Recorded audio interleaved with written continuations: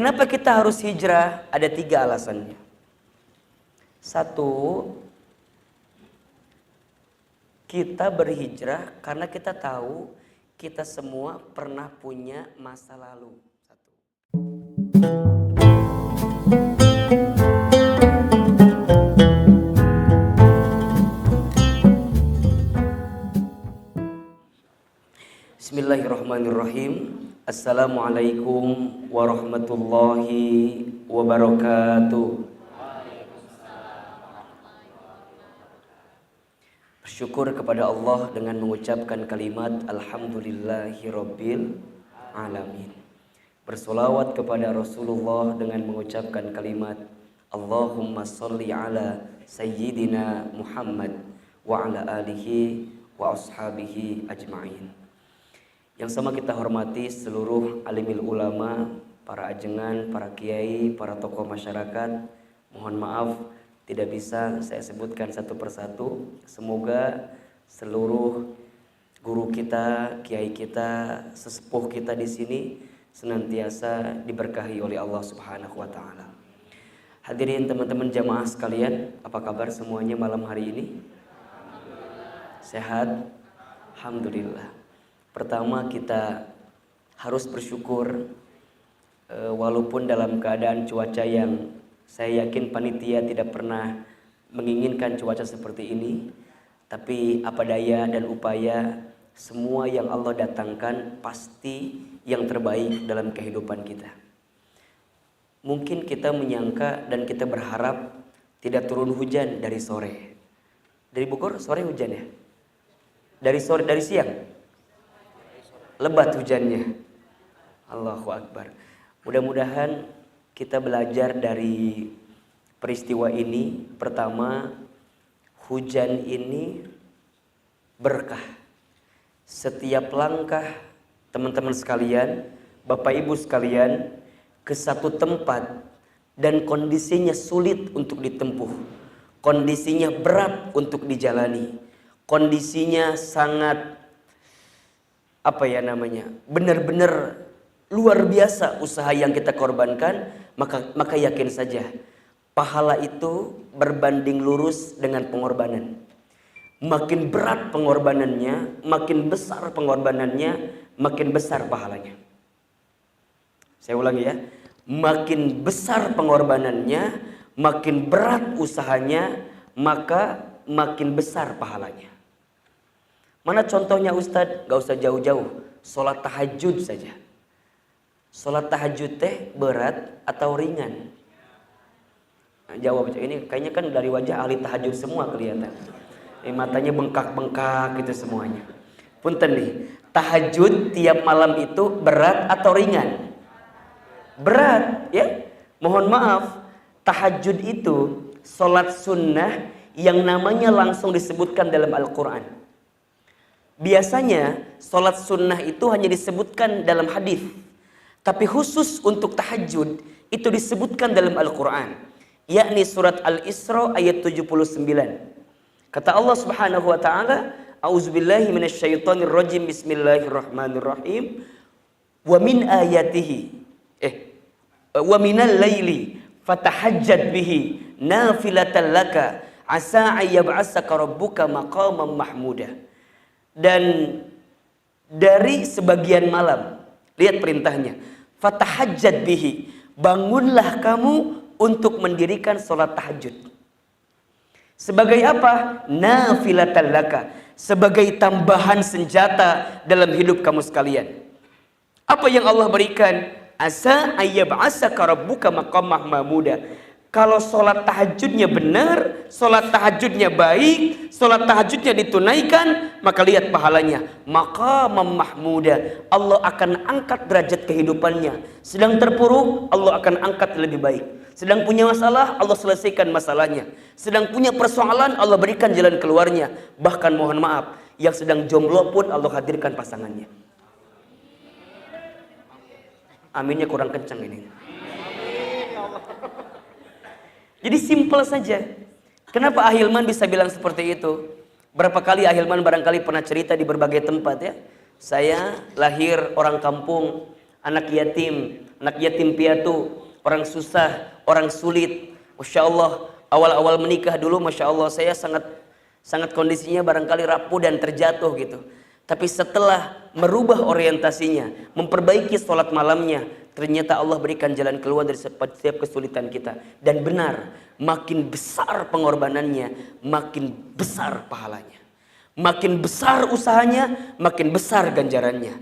Nah, maka mohon maaf kalau teman-teman sekalian, hari ini teman-teman panitia ya, barangkali menyangka akan seperti ini, tapi kondisinya seperti ini, maka bersabarlah kepada Allah. Karena barangkali dari setiap kesulitan yang kita dapatkan, Allah sedang siapkan pahala yang jauh lebih besar daripada apa yang kita inginkan dalam hidup ini. Maka mudah-mudahan panitia tidak putus asa dengan keadaan ini. Katanya ini pertama kali ya? Perdana ya? Masya Allah, tabarakallah ya. Nanti coba kita ramekan dengan kajian teman hijrah di sini. Ini kelihatannya masjidnya bagus sekali dan ini kita perlu ramekan di sini. Mohon doa dan mohon izin, dan jika boleh DKM dan seluruh pengurus, saya barangkali akan bawa beberapa anak-anak muda ke sini. Coba nanti kita bikin kajian di sini, ya, sebagai ganti untuk acara malam ini.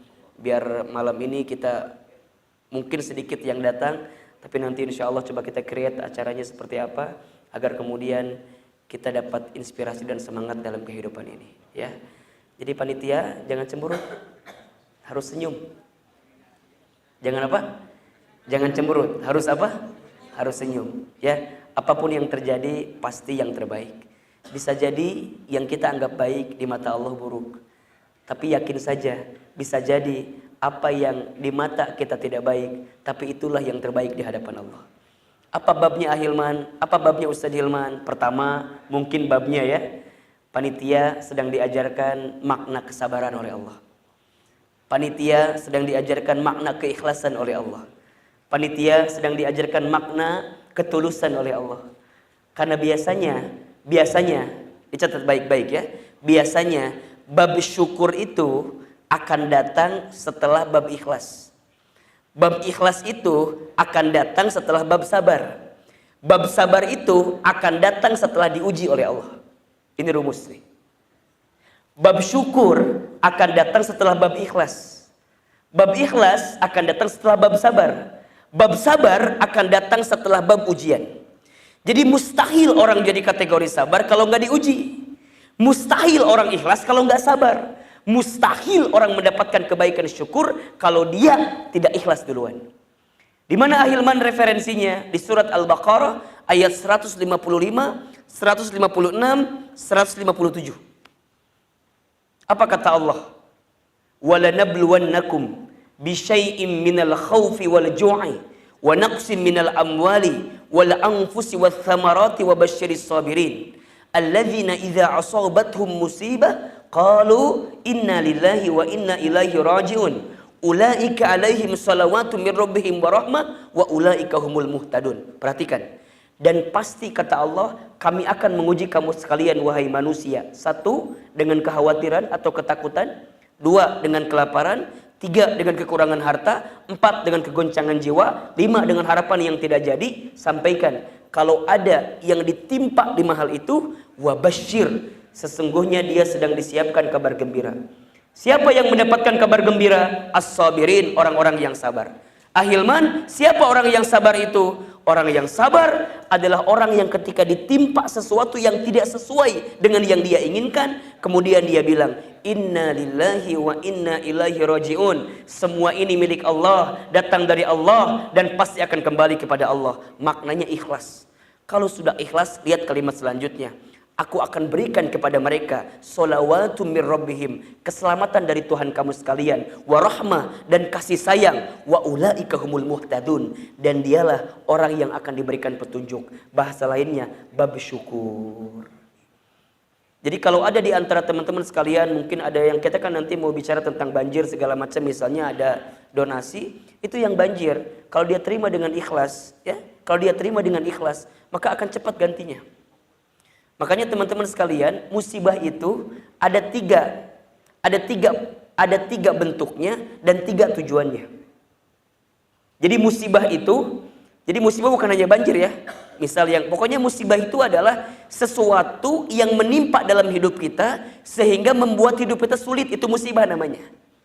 Banjir kalau jadi sulit itu musibah. Teman-teman jomblo sepanjang tahun. Dan kalau itu sulit misalnya, itu sulit banget Ustaz. Saya itu gimana ya? Lihat teman-teman saya udah pada nikah, seangkatan saya sudah pada nikah, semua sudah pada nikah, tapi saya belum. Kemudian teman-teman ngerasa sulit dengan itu, maka musibah. Atau misalnya teman-teman punya pekerjaan, tapi menjalaninya tuh susah gitu. Menjalaninya tuh berat luar biasa. Dan teman-teman fight dengan itu semua, itu musibah. Nah, kalau teman-teman dikasih musibah kayak begitu, kata Allah itu ada 3 segmennya, ada 3 tujuannya. Pertama, musibah bagi orang beriman. Ustadz, kok ada ahli tahajud dikasih musibah? Ustadz, kok ada ahli sholat dikasih musibah? Di Quran dikasih musibah? Ustadz, kok ada orang yang sering kajian dikasih musibah? Ingat, orang beriman yang dikasih musibah, tujuannya adalah Allah ingin mengangkat derajat kehidupannya. Bahasa lainnya adalah dia sedang ujian naik kelas. Mohon maaf, kalau teman-teman merasa, Hilman hanya aku teh udah ngaji, udah sholat, tapi kok malah tiba-tiba perusahaan saya mau bangkrut, saya di PHK, saya nggak punya ini, saya nggak punya ini, saya nggak punya ini. Yakin saja, Allah sedang naikin kelas kita. Ujiannya sedang berlangsung. Pertanyaannya, teman-teman mau kabur dari ujian itu atau mau jalanin ujian itu? Betul apa enggak? Coba saya mau tanya, ujian itu biasanya lama atau sebentar? Sebentar. Yang lama kuliahnya, bener nggak? Iya kan? Yang lama apanya? Kuliahnya. Ujian paling 2 minggu, itu pun mentok-mentok paling seminggu, ya kan? Ujian skripsi, ujungnya doang. Lamanya apanya? Bimbingannya. Betul apa enggak? Kadang-kadang dosen ngegoda, betul nggak? Kadang-kadang dosen nggak mau datang, betul? Kadang-kadang dosen nggak mau ditemui kalau nggak bawa bolu. Masalah. Jadi ujian itu cuma sebentar saja, yang lama tuh belajarnya. Jadi artinya kalau teman-teman sekarang sedang menempuh ujian tapi belum lulus, berarti lagi belajar. Betul apa enggak? Ustaz, tapi kan mendingan kalau gitu mendingan saya nggak usah sholat dong. Mendingan saya nggak usah tahajud, mendingan nggak usah baca Quran, mendingan nggak usah hijrah, mendingan nggak usah kajian. Toh diuji juga, hati-hati. Kalau teman-teman gak mau diuji karena beriman, hello, para nabi rasul diuji apa enggak? Diuji apa enggak? Nabi Adam, nabi pertama, diuji apa enggak? Diuji. Apa ujiannya? Apa ujiannya? Ya Rabb, Nabi Adam itu diuji dengan kondisi istrinya, kemudian diusir dari surga. Coba sebutin nama Ahilman. Ada enggak ujian yang paling berat selain diusir dari surga? Kebayang gak sama teman-teman sekalian? Udah di surga diusir. Allahu Akbar. Kita mah belum tentu masuk surga. Ini udah di surga diusir. Berat gak kira-kira? Sakit gak? Di mana sakitnya? Tak gitu. Nabi Adam diuji. Nabi Nuh diuji apa enggak? Diuji. Istrinya tidak soleha. Anaknya bantangul. Dikasih banjir. Betul apa enggak? Allahu Akbar. Nabi Nuh itu dikasih usia oleh Allah sekitar 913 tahun. Selama itu Nabi Nuh mengajak orang untuk mendekat kepada Allah. Teman-teman tahu, dari sekian banyak yang diajak, yang mau ikut cuma 13 orang. Sakit gak kira-kira tuh? Sekian ratus tahun ngajak orang dekat sama Allah. Yang mau ikut berapa orang? 13 orang. Bahkan ketika ada kabar banjir bandang, beliau ngabarin kepada semua masyarakatnya kalau ada banjir. Apa kata masyarakatnya? Orang gila katanya. Orang gila. Bahkan yang sebut orang gila bukan hanya masyarakatnya, anaknya pun manggil orang gila. Dan ketika ada kapal, ketika bikin perahu, itu di atas kapalnya 13 orang manusianya, 333 binatangnya. Jadi yang menurut amanah Nabi Nuh lebih banyak siapa? Binatang. Jadi kalem weh. Kalau orang beriman yang pasti diuji kok. Nabi Yusuf dia masukin penjara, betul gak? Nabi Ibrahim mau dimakar oleh Raja Namrud. Nabi Musa dikejar oleh siapa? Fir'aun. Nabi Yunus dimakan oleh ikan apa? Hiu atau paus nih? Sepakati dulu nih kita nih. Paus atau hiu? Karena beda paus dengan hiu kan? Dimakan dengan ikan paus. Betul apa enggak? Nabi Isa lahir dalam keadaan yang luar biasa, nggak ada ayah tuh. Coba bayangin, teman-teman lahir nggak ada ayah, fitnah nggak kira-kira? Ya kan? Allahu Akbar. Kalau bicara Nabi kita, Nabi Muhammad pun ujiannya luar biasa. Sejak kecil yatim, tumbuh kecilnya yatim piatu, diasuh oleh pamannya Abu Thalib, yang kondisi ekonominya paling miskin di antara semua paman yang lainnya. Kemudian dihina, dicaci maki, dilempari batu. Allahu Akbar. Kita mah orang beriman, kalau diuji nggak ada apa-apanya. Kalau cuma diuji, di PHK, cincai. Nabi Daud, gimana tahu hidupnya teman-teman? Hari ini makan, besok puasa. Hari ini makan, besok puasa. Sampai ada puasa apa namanya? Puasa Daud, saking miskinnya keadaan Nabi Daud. Teman-teman tahu Nabi Ayub, punya segalanya. Binatangnya banyak, anaknya banyak. Seketika, Masya Allah, datang kebakaran, membakar semua ternaknya, membakar semua rumahnya. Tiba-tiba ada wabah penyakit, anaknya mati semua. Gak lama kemudian tiba-tiba ada penyakit kulit. Sampai kemudian Nabi Ayub pun kena penyakit kulit. Istrinya gak sabar, pergi istrinya. Ya Rabb, punya segalanya, hilang segala macamnya. Artinya, kenapa orang beriman masih diuji ya Allah? Gak adil kalau gitu orang beriman diuji juga. Kalem. Karena memang sedang diuji untuk naik apa? Naik kelas, naik derajat. Punten, di sini ada yang sedang punya masalah? Gak usah jujur, wajah gak bisa bohong ya. Ini bermasalah semua. Yang kedua, ada musibah untuk orang yang ingkar, untuk orang yang rajin maksiat. Tujuannya buat apa Ahilman? Tujuannya buat negur, ngasih peringatan. Buat siapa Ustadz? Buat orang yang rajin bikin dosa kemarin-kemarinnya. Mohon maaf ya, barangkali ada yang pernah lupa sama Allah. Barangkali ada yang dulunya sering meninggalkan sholat. Barangkali dulunya ada yang sering berzina. Barangkali dulunya ada yang pernah mengambil hak orang lain. Kalau sekarang diuji, tenang saja. Itu proses sedang menghapuskan dosa-dosa kita yang lama untuk Allah berikan yang baik. Paham kira-kira? Coba waktu dulu teman-teman bikin dosa, panjang atau sebentar? Masih ingat kan waktu bikin dosa? Kebayang dosa kita teh? Sok saya mau tanya, di sini ada yang tidak punya dosa? Ada tidak? Nah, kalau ada yang mengacungkan tangan, eta dosana. Ahilman, saya teh tidak punya dosa, teh dosa. Ini kan dari wajah hampir sama semua nih teh. Wajah-wajah banyak dosa, setuju nggak? Saya juga sama, banyak wajah dosa. Jadi kalau sekarang kita dikasih musibah, husnuzon saja. Allah lagi ngebersihin dosa kita yang lama untuk ngasih sesuatu yang baru. Jelas kira-kira? Nah, yang ketiga, musibah bagi orang yang kufur.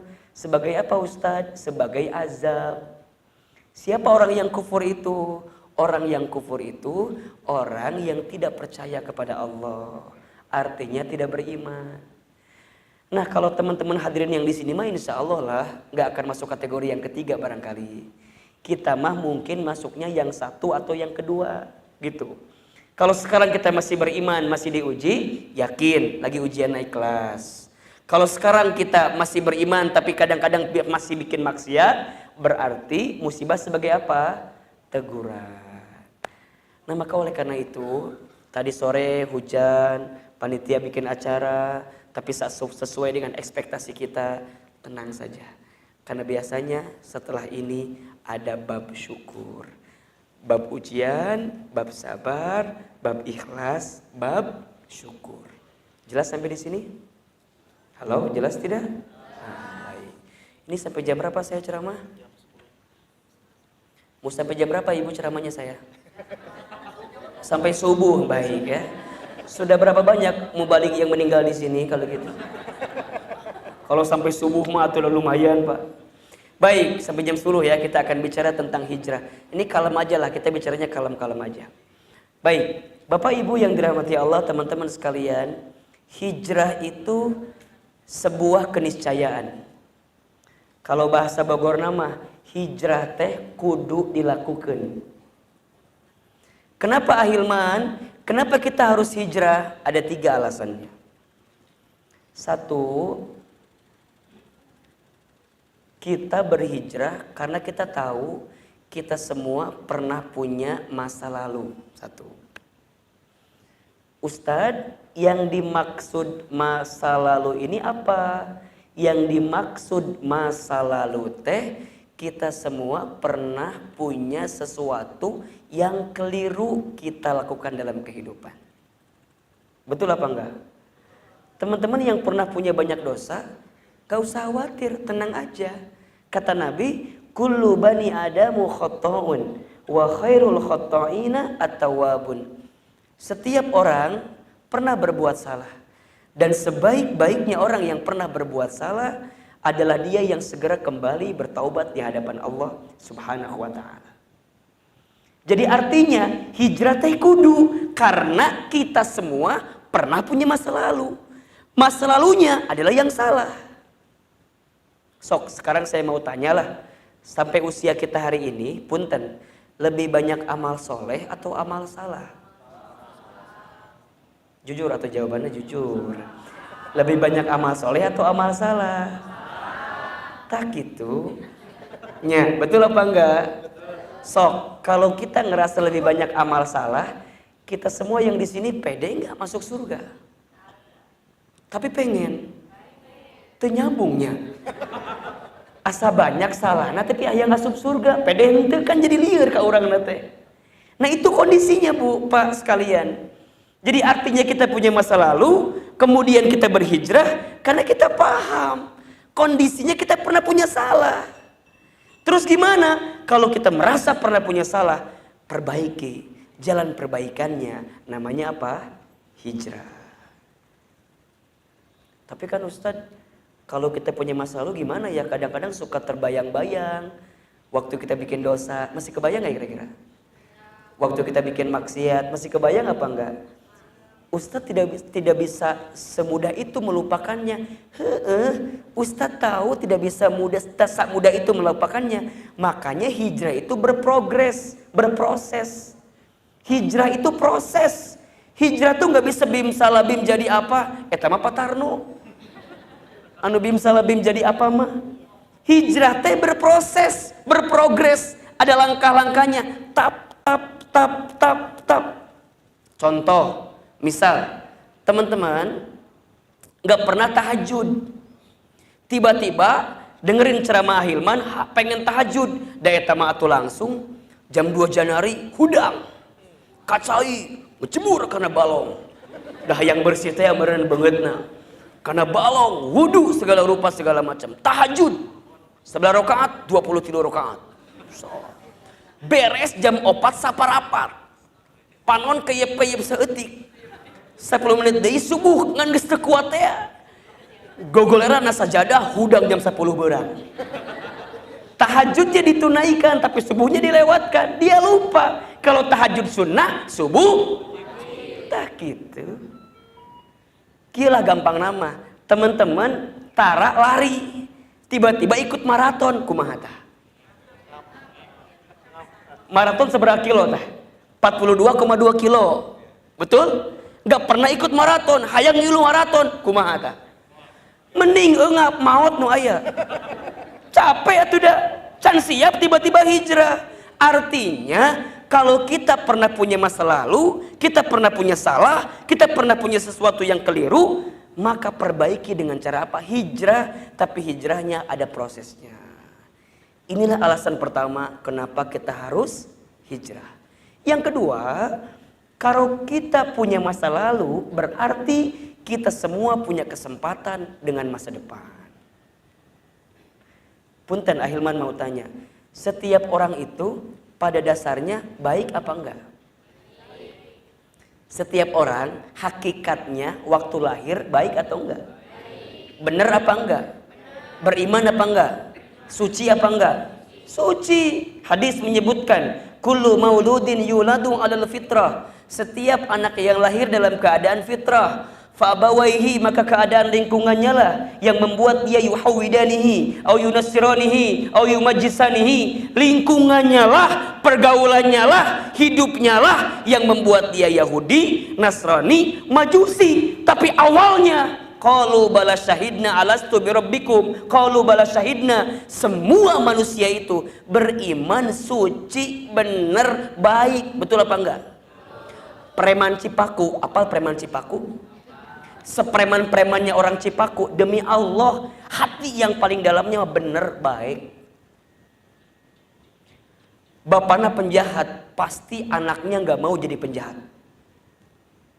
Ada nggak yang bapaknya penjahat bilang sama anaknya, nak, kamu lanjutin estafeta bapak ya, sebagai penjahat di Cipaku? Nggak ada. Bapaknya bantangul, bapaknya nakal, bapaknya bangor. Demi Allah, dia nggak mau anaknya bangor. Dia nggak mau anaknya nakal, dia nggak mau anaknya bantangul, dia mau anaknya jadi baik. Betul apa enggak? Kenapa? Naluri hati seseorang itu, naluri diri manusia itu semuanya baik. Jadi artinya mohon maaf, semua teman-teman yang pernah tenggelam, semua teman-teman yang pernah terjatuh, jangan pernah putus asa, karena awalnya kita adalah orang yang pernah bangkit di hadapan Allah dengan dalam kebaikan kita itu. Cuman bedanya apa Ustadz? Kok ada orang yang mau segera hijrah, ada yang belum? Simple. Bedanya adalah orang yang sekarang masih menikmati maksiat itu karena satu, dia belum kenyang dengan maksiatnya. Ahilman, kenapa mau hijrah? Kenapa saya sekarang jadi penceramah hijrah, baheula tukang nyanyi dangdut, kekulilingan? Makanya suaranya serak-serak basah kieu kan? Kenapa? Karena saya udah kenyang. Naon deui sih? Harus ngapain lagi? Udah beres. Ustadz kalau belum kenyang kumaha? Kabayang lah, punten. Teman-teman hadirin sekalian, lihat orang lagi makan. Tiba-tiba kita berhentiin. Marah nggak kira-kira dia? Lagi enak makan suruh berhenti. Marah apa enggak? Marah. Gimana Ustadz biar nggak marah? Dua pilihannya. Satu, tunggu dulu dia sampai selesai kenyang. Atau yang kedua, kita ganti menu yang lain yang membuat dia berpindah daripada menu itu. Paham gak kira-kira? Jadi kalau ada orang yang bikin maksiat, dua pilihannya. Satu, biarin dulu sampai dia kenyang. Atau yang kedua, ganti pilihan menu lain. Dengan cara apa? Hijrah namanya. Orang yang bikin maksiat itu bukan gak mau taat. Bukan. Karena dia belum ngerasa kalau taat itu jauh lebih nikmat daripada maksiat. Bener. Orang yang kelabing di kafe, kenapa dia pengen kelabing di kafe? Karena dia belum tahu bagaimana nikmatnya zikir. Dia belum merasa bagaimana nikmatnya muhasabah. Dia belum merasa bagaimana nikmatnya menangis di hadapan Allah. Dia belum pernah ngerasa bagaimana kepalanya bisa bergoyang, bisa bergetar, bukan karena lagu, tapi saat dia menyebutkan Allah, Allah, Allah, Allah, Allah. Mulutnya mengatakan Allah, tapi hatinya jauh mengatakan Allah, Allah, Allah, Allah, Allah, Allah. Dia belum nyobain kayak gitu, jadi belum tahu. Jadi artinya bagaimana Ahilman? Setiap orang yang pernah punya masa lalu, insya Allah dia punya masa depan. Jangan terlalu melihat orang di masa lalu, karena setiap orang punya harapan dengan masa depan. Dan kadang orang yang pernah terjatuh, ketika dia sadar jatuhnya, saat dia bangkit, jauh lebih besar kebangkitannya. Sok Ahilman tanya, mending mana? Preman mantan ustad atau ustad mantan preman? Pilih. Mendingan preman mantan ustad atau ustad mantan preman? Nah, eta mah eueuh jawabanna dina ge. Nu mana nu bener ustadnya? Nu bener mah geus we. Ulah mantan, pokoknya ujung kehidupan kita ini loh. Alasan ketiga kenapa kita harus hijrah, karena kita semua akan mati. Itu aja simpel. Betul apa enggak? Yang paling penting bukan hijrahnya, tapi yang paling penting saat kita mati sedang berada di jalan kebaikan itu. Ayeuna preman sok we bae. Yang penting pas maut lain jadi preman gitu. Oh gitu Ustaz? Oh gitu. Ayeuna jadi preman sok we asal pas maut ulah jadi preman. Atau berarti masih ada waktu Ustaz? Heueuh. Kan urang apal teh maut teh iraha. Kan gitu pertanyaannya. Ada yang bilang begini, Ustadz, cenama sholatnya menggugurkan dosa. Nyiap, jelas ya teman. Kata Ibnu Qayyim al-Jauziyah, setiap kita beres sholat, kenapa baca istighfar coba? Assalamualaikum, assalamualaikum. Kalimat apa yang keluar? Astaghfirullah. Kenapa coba? Karena setiap sholat itu adalah ritual yang Allah berikan dalam hidup kita, menggugurkan dosa-dosa kita. Bapak tadi maghrib, Ka Isya nyeun dosa. Isya, sholat Isya, maka dosa kita dari maghrib ke Isya diampuni oleh Allah. Oh Ustaz, berarti kalau gitu penting ayeuna bisa nyeun dosa heula nya. Kan isuk aya kene subuh meureunnan. Heueuh, subuhna aya kene, urangna aya kene atawa henteu. Tak eta catatan nama. Subuhnya masih ada, kitanya masih ada apa enggak? Betul? Makanya teman-teman sekalian, kalau mau bikin dosa nggak usah mikir lain lah. Ingat mati aja. Kalau teman-teman lagi dikasih kesempatan bikin dosa, biar nggak jadi bikin dosa, ingat mati lebih dekat waktunya daripada kita bikin dosa. Kata Allah Subhanahu wa taala, kullu nafsin dha'iqatul maut. Setiap yang bernafas pasti berjumpa dengan yang namanya kematian. Para ulama menyebutkan kalimat dha'iqah itu dekat dengan istilah dzaqaiq. Dzaqaiq itu artinya detik. Maknanya waktu hidup kita dengan mati kita jaraknya bukan per tahun, jaraknya bukan per bulan, jaraknya bukan per minggu, jaraknya bukan per hari, jaraknya bukan per jam, jaraknya bukan per menit, tapi jaraknya per detik. Kalau per tahun masih bisa siap-siap apa enggak? Bisa. Kalau per hari bisa siap-siap. Kalau per jam bisa siap-siap. Kalau per menit bisa siap-siap. Kalau per detik, setiap detik, detak, jam, tak, tak, tak, tak, tak, tak. Makin dia berdetak dengan detiknya, makin dekatkah kita dengan kematian kita. Ini kan dari wajahnya hampir sama semua nih. Wajah-wajah camat KB ya mah. Naon camat teh? Tak gitu. Calon mati semua. Punten. Kata Nabi ada 3 misteri kematian Pak, Bu. Betul ya? Pertama al-awqatul maut, waktu kematian kita. Nggak ada yang tahu kapan kita akan dimatikan oleh Allah, betul? Bisa jadi jamaah duluan, Ustadz Hilman belakangan. Bisa. Atau dibalik. Ustadz Hilman belakangan. Jamaah duluan. Tetap aja jamaah duluan kan. Da Allah ge apal meureun mah nya Ustadz duluan. Yang masih muda jangan nyantai. Kenapa? Karena mati nggak nunggu muda, nggak nunggu tua, betul apa enggak? Iya kan? Bahkan menurut data BPS, punten, menurut data BPS dari tahun 2010 sampai 2017 tren yang meninggal itu rata-rata usianya masih muda Pak. Usia berapa Ustadz? 20 sampai 45 tahun kebanyakan. Ustadz, cek bapak teh saya udah lewat. Biasanya yang udah lewat makin cepet usia anak berenang. Serius nih, yang tua yang muda punten yang muda potensi meninggalnya lebih banyak daripada yang tua Pak, Bu. Bener nggak? Ustadz asasan pernah dengar ada nenek kakek meninggal karena oplosan minuman keras. Asasan ayah eta. Rata-rata siapa? Anak muda. Asal belum pernah dengar nenek kakek meninggal karena trek-trekan motor. Asal nggak ada. Siapa yang meninggal kayak begitu? Anak muda. Ustadz belum dengar ada seorang kakek loncat dari apartemen tingkat 8 karena diputusin sama neneknya. Asal nggak pernah ada. Betul apa enggak? Jadi potensi anak muda meninggal jauh lebih banyak daripada orang tua. Orang tua mah paling meninggalnya gitulah. Ya paling naon coba kira-kira? Stroke-nya, jantung, naon deui? Kolesterol, gula, diabetes kan gitunya. Palingan di soledat di kamar mandi, gubrak maut kan gitu. Jadi yang tua, yang muda nggak ada urusan, mati pasti semua. Yang kedua al-amkanul maut, tempat kematian kita. Nggak ada yang tahu di mana kita akan dimatikan, betul? Ada orang yang meninggal di rumah sakit, ada nggak? Yang meninggal di rumah sendiri ada? Meninggal di jalan ada? Meninggal di luar ada? Allahu Akbar. Punten bapak-bapak di sini. Mau tidak bapak meninggal di masjid Pak? Jawab yang kencang, Pak. Mau meninggal di masjid, Pak? Mau. Jangan terkecoh. Tanya heula keur naon di masjidna. Bisa keur maling koropak maot di masjid teh. Teu hafal.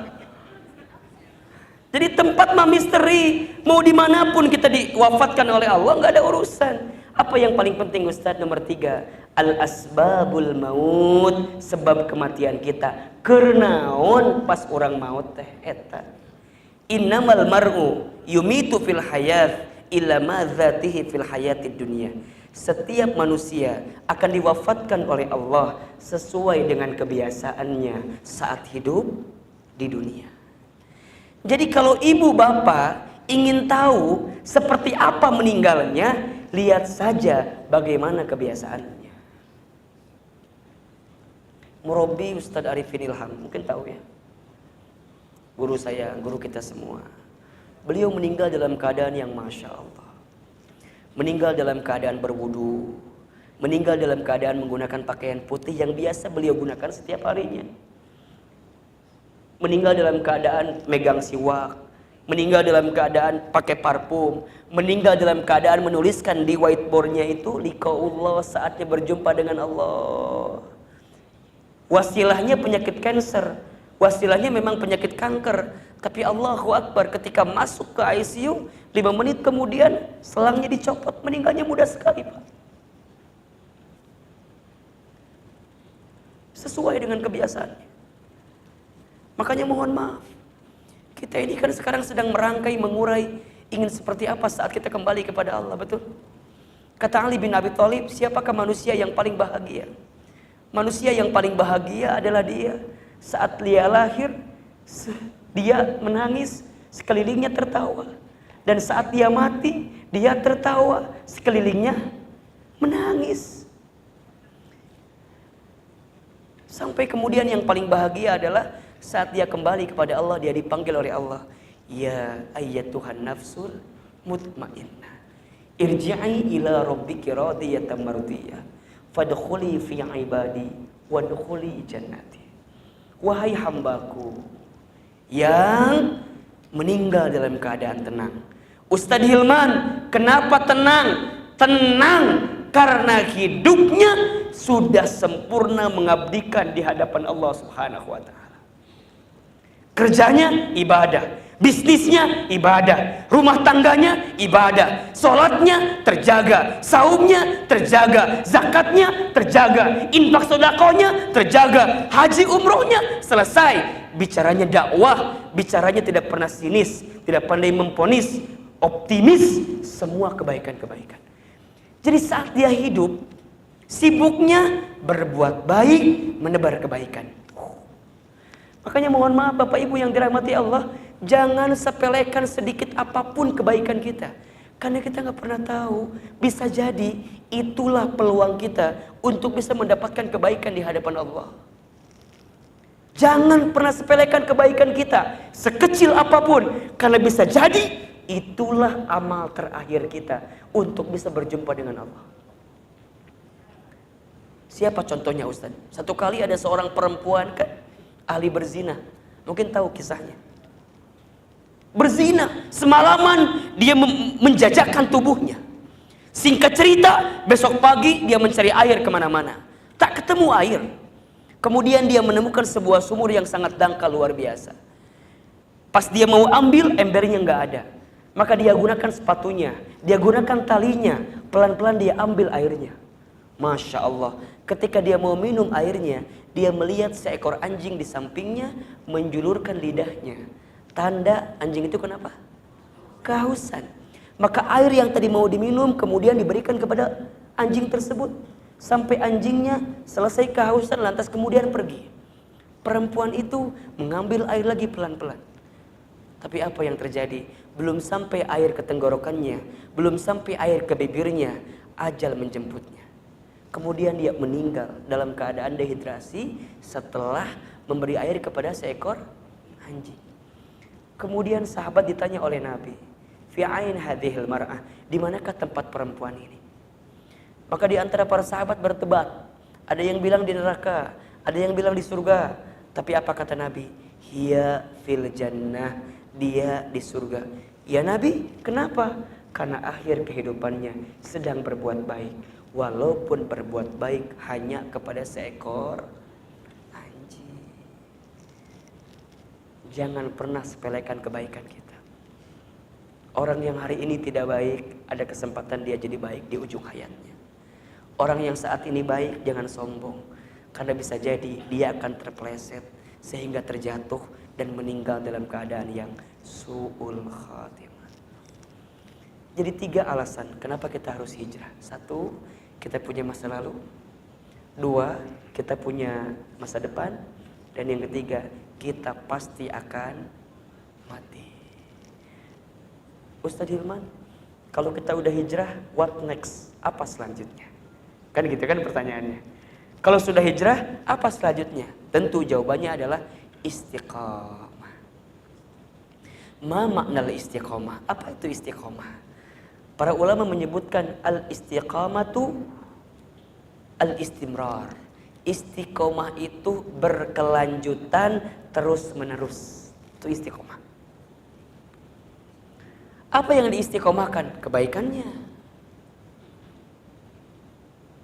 Kalau kita belum bisa berlomba dengan orang soleh dalam berbuat baik, berlombalah dengan para pendosa untuk segera bertaubat di hadapan Allah. Kalau kita belum bisa berlomba dengan orang alim, dengan orang yang berilmu, menyampaikan ilmu, maka berlombalah dengan orang bodoh, orang jahil, untuk terus belajar ilmunya Allah. Istiqomah, terus menerus. Ustadz, tapi kan istiqomah itu susah. Iya, istiqomah susah. Yang mudah namanya istirahat. Betul apa enggak? Istiqomah susah, yang mudah namanya apa? Istirahat. Dunia ini memang tempat capek. Dunia ini tempat lelah. Dunia ini tempat sakit-sakitan. Dunia ini tempat berkorban. Tapi ingat, akhiratlah tempat istirahat terbaik kita. Kita ini bukan ahli dunia, Pak. Bu, kita ini bukan ahli dunia. Kita ini ahli akhirat. Kita ini akan kembali kepada Allah. Betul apa enggak? Para nabi, para rasul, ayah kita, ibu kita, itu di surga semua. Kita ini semua ingin ngejar itu. Betul apa enggak? Jadi istiqomah, istimrar, terus menerus. Tapi kan Ustaz berat. Karena berat pahalanya apa? Surga. Udah kalau ringan mah meureun lain surga pahalana ge. Naon biasana kalau mun ringan mah? Kipas angin. Naon? Kulub jauh cenah di Cipaku mah. Bener. Ringan mah paling hadiahna ge palingan rice cooker meureunnan. Nya kulkas 1 pintu bener. Paling sepedanya. Ya kalau pertanyaannya tidak berbobot kan paling sepeda hadiahnya juga. Bener tuh, nama-nama ikan kan tidak berbobot, bener tuh. Hadiahnya sepeda paling kan. Tapi kalau susah hadiahnya apa? Umroh gratis. Ustadz waktu jadi wisudawan terbaik hadiahnya umroh gratis, haji, hese, kuliah Timur Tengah pakai bahasa Arab, liur kan? Hadiahnya naon? Umroh haji, maknya kuliah hese diberi kipas angin, mending tong kuliah meureunnan. Kok mau diberi kolom jauh mah? Mendingan tong sekalian meureunnan. Ya enggak, susah istiqomah. Nah, Ahilman, Ustadz Hilman, gimana biar hijrah kita istiqomah? Ada 3 jawabannya. 1, tasbutun niat, tetapkan niatnya. Kita teh hijrah keur naon sih? Hijrah teh keur saha? Yang kebanyakan orang hijrah teh karena tren. Nah, Ustaz tren teh mimilu batur, bahasa lainna tuturut. Jadi muding nu disebutkeun tuturut batur, muding teu boga salah disebutkeun tuturut muding. Cek muding teh nah aing diomongkeun cenah. Tren itu ngikutin yang lain, tuturut batur. Wih, hijrah euy, milu. Bener enggak? Kalau begitu enggak akan panjang hijrahnya. Di Cipaku misalnya, mohon maaf, denger di Bandung, di Bandung hari hijrah, iya ya Ustaz, iya Ustaz, iya. Di Bogor ge aya ya, di alumni IPB ya ada Ustaz Hilman teman hijrah. Wah, milu. Awalnya resep, tapi lama-lama kalau niatnya nggak kuat berubah.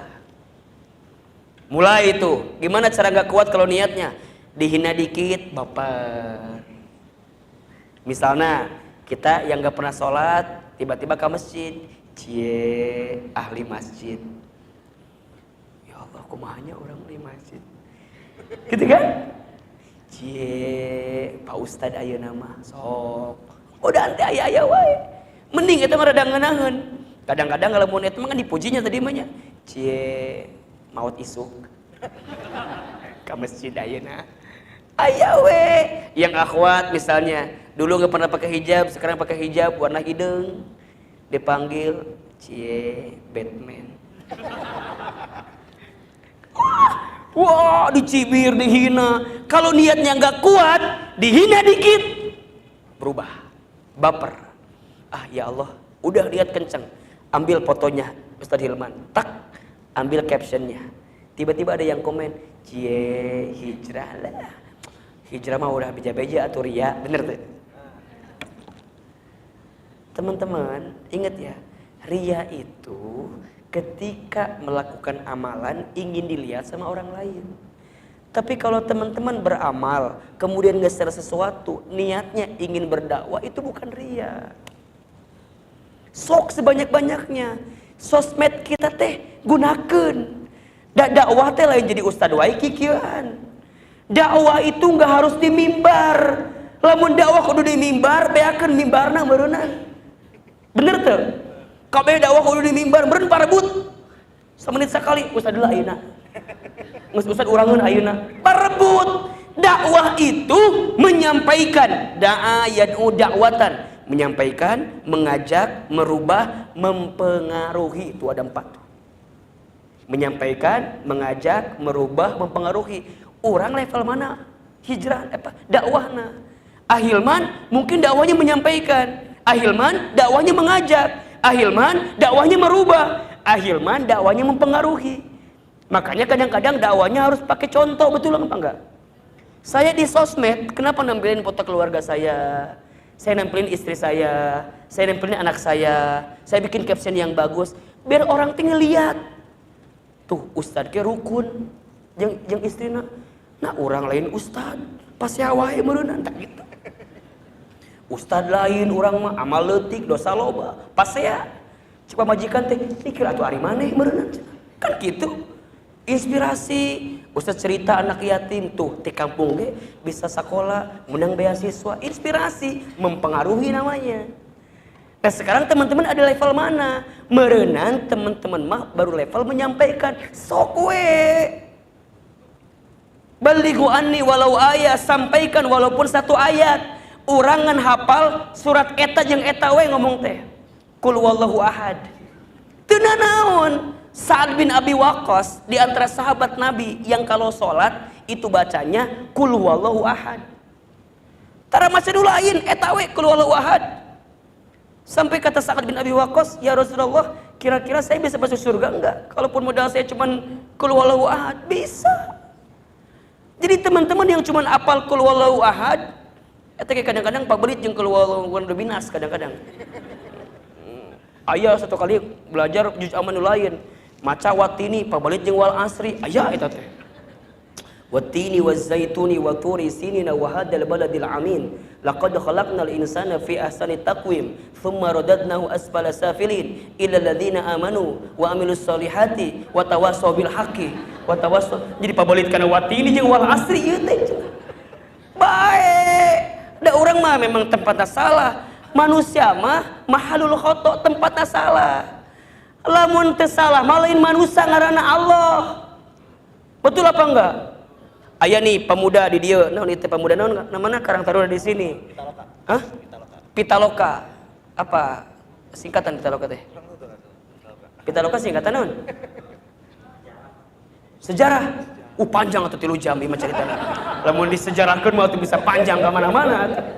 Gampang lah irmar ikatan remaja masjidnya ieu we pokona mah.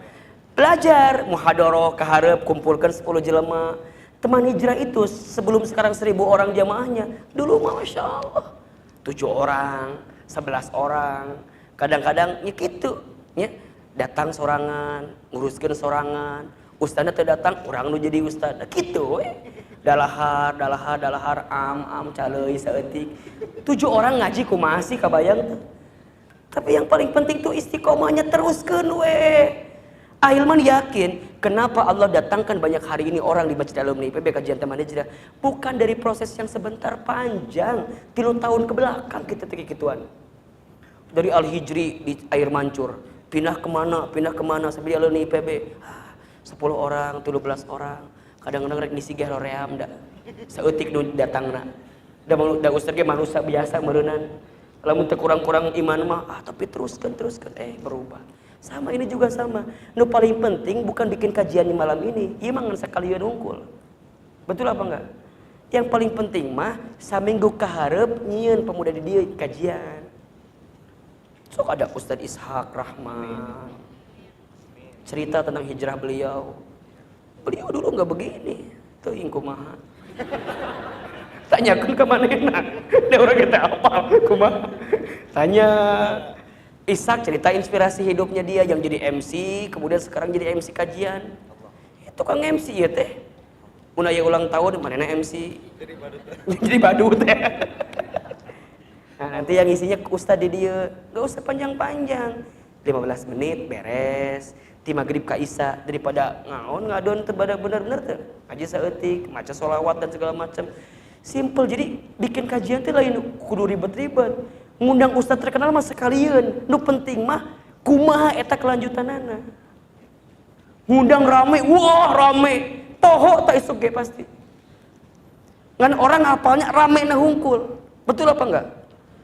Makanya yang paling penting itu kumaha ieu ngajagana. Tah punten ieu, pengurus panitia hari ini sok ditargetkeun kumaha. Ngaji dikit-dikit, saminggu sekali terus. Insya Allah kalau kita niatnya benar mah lurus kok. Istiqomah, tasbutun niatnya bener kan. Ustad nah hanya nges hijrah teh jadi lieur kieu. Hirup sangsara, pagawean teu boga, jodoh leungit. Padahal saya teh jeung si eta geus berhubungan ustad 5 tahun tah. Gara-gara cek ustad diputuskeun jadi ngalewat ka mana-mana si eta teh. Padahal urang teh geus yakin tah. Eta denger ceramah Ustad Hilman eta tiba-tiba puting, eueuh hujan eueuh petir, tiba-tiba kita putus. Terus saya telusuri, ternyata di storyna si eta teh geus ngadayakeun ceramah Ustaz Hilman. Ieun kudu mutuskeun yang namanya laki-laki. Ari Ustaz, tanggung jawab Ustaz ka urang. Jadi ka Ustaz tanggung jawab. Teu apa atuh. Oh, ternyata dia baru tahu, teman-teman. Di malam itu dia marah, tapi 3 bulan kemudian baru dia bilang, makasih ya. Kenapa? Untung saya mutusin si Agus nu kamari teh. Kumaha gitu, ternyata si Agus emang laki-laki yang kurang bener. Terus sekarang doain ya, aku lagi ta'aruf intar lagi, pekan depan mau nikah sama si Rudi.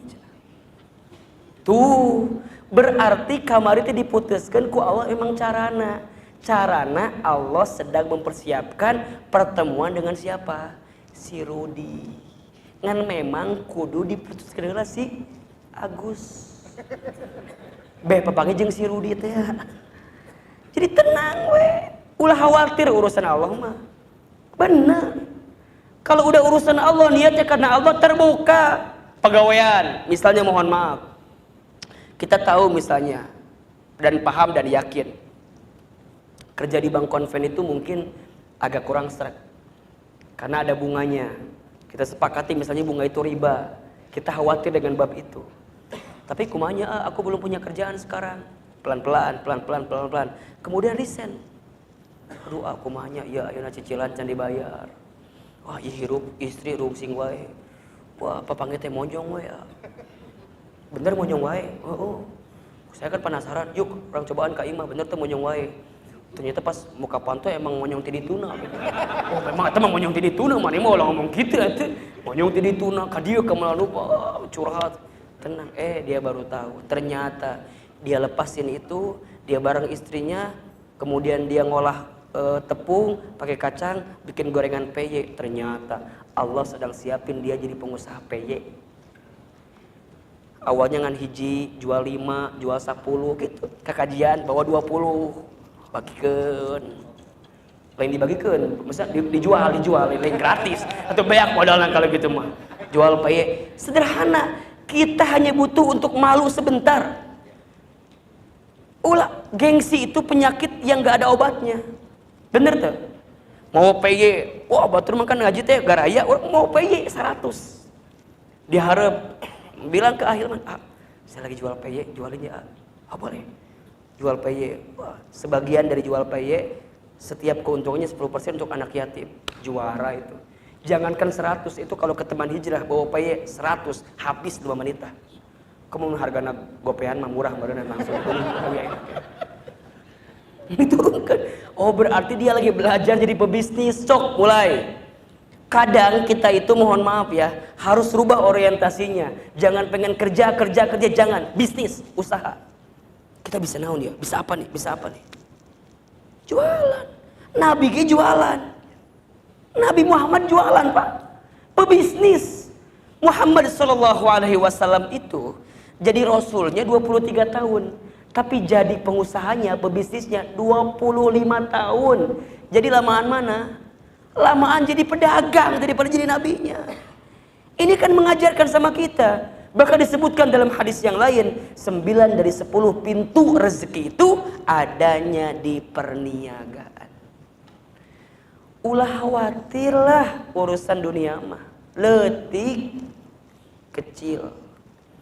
Tapi memang itu babnya Ustaz, kalau udah hijrah jadi hilangkan dunianya. Emang berarti niatnya karena dunia. Kalau hijrah kita karena dunia, ujiannya dunia pasti. Kalau hijrahnya karena dunia, ujiannya dunia. Yang jadi beratnya dunia. Tapi kalau hijrahnya untuk Allah, dunia serumit apapun jadi kecil di hadapan Allah. Benar. Cobaan. Saya ngalamin banget kayak begitu. Tasbutun niat, tentuin niatnya. Jangan karena oleh, ujungnya karena oleh-oleh. Benar. Jangan karena oleh si A, oleh si B, oleh si C, silakan. Tasbutun niat. Nu kadua, kita teh kudu boga tasbutul ilmu atau takwiyatul ilmu. Perbanyak ilmuna.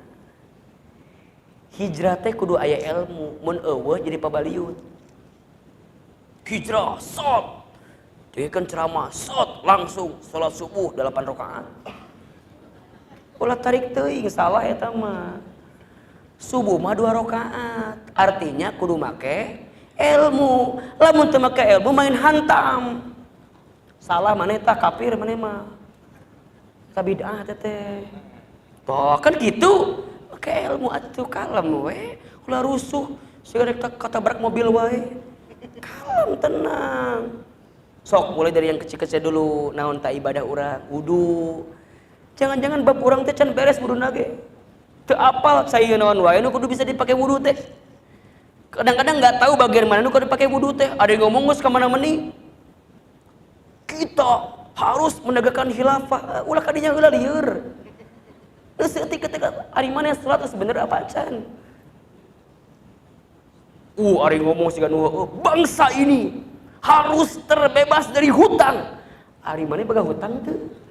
Bayar heula, ulah ngomongkeun bangsa ini. Mana ge boga hutang teu dibayar, can mayar naon ka lieur ka mana-mani. Di luar sana banyak orang yang mabok, kriminal. Ari mana boga bodak teu? Boga salat tara eta heula nu leutik. Oh, jauh-jauh ka mana-mani. Yang kecil-kecil dulu aja. Dari pakaian kita rapihin dulunya. Baheula baheula metal enak murotal meureunana ngaji. Bener teu? Dulu mah kan kalau ketemu ketemu akhwat teh langsung make coklat. Mah ulah atuh langsung we dengan akad teh ya. Masyaallah. Uti. Ini udah serius lah sama kamu nih. Boleh nggak aku datang ke rumah bapak kamu? Mau ngapain? Jualan peye. Lu tadi teh awan jualan peye heula kitu. Ilmu kudu. Ingat ya, amal tanpa ilmu itu buta. ilmu tanpa amal sia-sia. Ilmu tanpa amal, amal tanpa ilmu buta. Ilmu tanpa amal sia-sia. Jadi sok kita buktikan ilmu kita. Nah, tuh terakhir takwiyatul bi'ah, perkuat lingkungan kita. Maksudnya teangan, batur, ulah sorangan. Jangan sendirian.